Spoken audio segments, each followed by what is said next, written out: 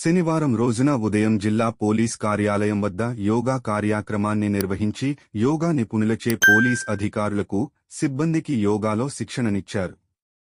ఈ సందర్భంగా ఎస్పీ మాట్లాడుతూ, పోలీస్ అధికారులు, సిబ్బంది ఎల్లప్పుడూ విధి నిర్వహణలో ఉండటం వలన తమ ఆరోగ్యం పట్టించుకోకపోవడంతో ఎన్నో రకాల అనారోగ్యాలకు గురవుతున్నారని, ఆరోగ్యంపై అవగాహన ఎంతో ముఖ్యమని, సిబ్బంది, అధికారులు ఆరోగ్యం పట్ల అన్ని రకాల జాగ్రత్తలు తీసుకోవాలని, పోలీసు దినచర్య, జీవన విధానం మిగతా వారితో పూర్తి భిన్నంగా ఉంటుందని, ఇందుకుగాను మన ఆరోగ్య పరిరక్షణకే ప్రత్యేక చర్యలు తీసుకొనక తప్పదని అన్నారు.